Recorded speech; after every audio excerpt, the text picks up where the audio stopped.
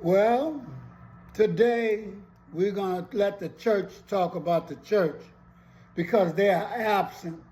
They are absent in the abuse of black people. They are absent in the financial woes of black people. They are absent in the community. And they certainly are absent in being the forerunners or the leaders in the community.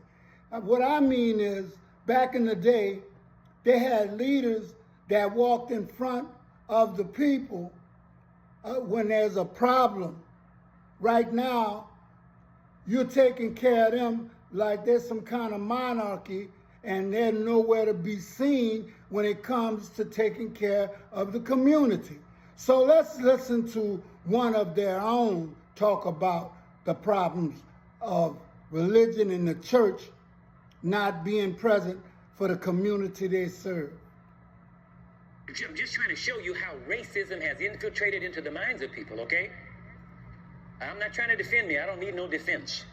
But I'm using everything as an object lesson to show you how pervasive this thing is, and that if we don't deal with it, it's going to just continue to perpetuate. This brother withdrew and resigned from the board when I started the series because he was concerned that his white members might be offended by my teachings.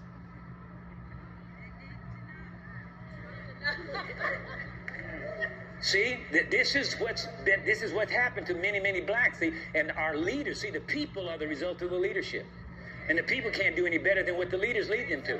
And if you have leaders that think like this, that's why you have people in the congregation that think like this. What's up, YouTube family? Welcome back to my space. The same. Let's of contention among noted and named men and women of God who affect large groups within the body should be dealt with in private. Why should something that was done in public be dealt with in private?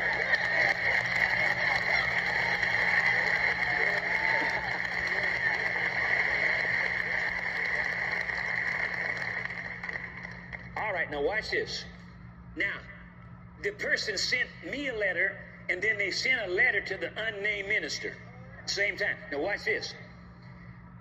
Dear so-and-so, because of Dr. Price's persistence in continuing this course of action, I wanted to write you again to let you know that while I'm sure you understand that your disputed remarks were untimely, distasteful, and insensitive, I recognize your apology for having made them. I don't know what specificity what has transpired over the past 6 years between you and Dr. Price and why he feels such a course is necessary. Perhaps that is an unresolved issue between the two of you. That very statement lets the brother know he ought to keep his big fat mouth shut. He doesn't even know. How dare you?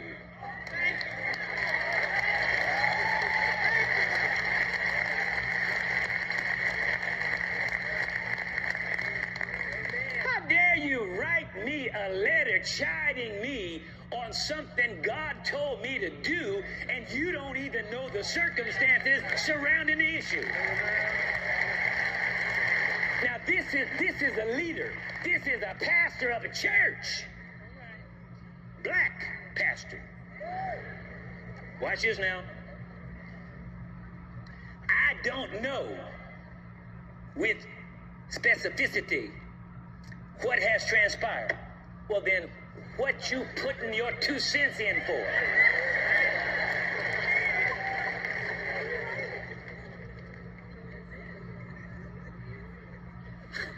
I just want you to see something. I'm going to come to a point. Now watch this. I have long been a proponent of race relations within the church and have experienced a good measure of success in that area, both in my own local church and in the ministry at large. Because of that, I continue to receive numerous inquiries from around the country as to my take on this very disturbing turn of events. I have recently faxed Dr. Price concerning this, and I wanted to write you again before I make any public commentary. Bad move. While I understand the hurt, disillusionment, and anger Dr. Price is apparently experiencing, it is my strong feeling that Christians must learn to be confrontive without being combative. confrontation is healthy and can lead to rather profound resolution. However, dealing with personal hurts and individual personalities in a public forum can and will ultimately be counterproductive and is ultimately an exercise in futility. Personal issues of contention among noted and named men and women of God who affect large groups within the body should be dealt with in private and under an apostolic covering, counsel, and accountability. For the good of the body of Christ at large, this matter should be resolved quickly. Perhaps you and Dr. Price, myself, and other appropriate church leaders should sit down together. Now, I want you to get this. Sit down together and talk this through. Again, I love you. I'm praying for you. I know this is difficult for you, but we shall all get through it together.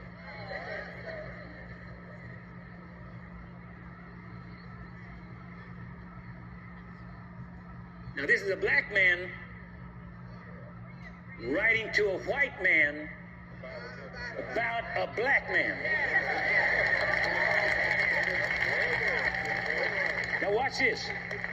Having no knowledge of the situation, he would dare say to the white man who is the offender, I know this is difficult for you.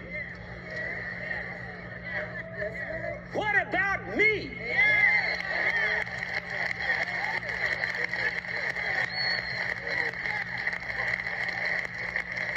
He didn't say that about me. I'm the one standing up for him against the white racism that was apparent in that message, but he didn't have any feelings for what I'm going through, getting all the criticism. I'm standing up for the black people of America and of the world, and he doesn't say anything about me. And that's so true. Many of our leaders stand up for our communities and our people, and they don't get the support that they need. And I'm going to be honest with you. You know, I don't know whether it's fear, and then again, I do know. Okay, because we're black and we understand certain things. It's just sad. Let me let you listen to somebody who says that if the churches gave back half of the money that they made, black people would be all right. If they would give the homeless a place to stay, because some of the churches in New York were a block long. But not only in New York, they're all over the country. But they don't want the homeless in there. They don't want to deal with the Bible on the level that it really talks about, caring for your brother. But Tupac says something very, very important, but I could not play that because community rules. But I can play this. Talk to me. Why God can't come where I'm at, where he sent me? If God wanted to talk to me in a pretty spot like that, why the hell he sent me here then? Tupac was right. So that's still happening. That's a system, and it doesn't require one overt racist in the classroom for that to continue, right? So that becomes a problem. We have to do more than just look at the individual. We have to look at the way that structures operate, sometimes without us even realizing it's happening. Because if we don't do that, we can get rid of every individual bigoted cop or every individual bigoted teacher or any individual bigoted employer. We can sue them, I guess, in court, and maybe people can even win those lawsuits. But what does that really change unless we take aim at those institutional policies that keep recreating inequality? The third piece, our unwillingness to see how history affects the present, how the past and the present mix. We really don't like this.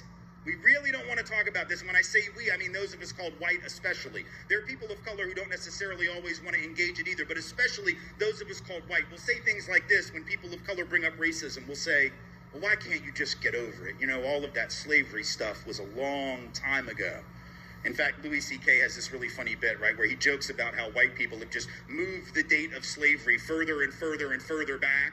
Like it used to be, slavery was 100 years ago, because it was. And then it was, slavery was 125 years ago, because it was. And now it should be, slavery was 150 years ago. But we'll actually say things like, that was hundreds and hundreds. That was like 1,000 years ago, where we've had slavery for 500 years.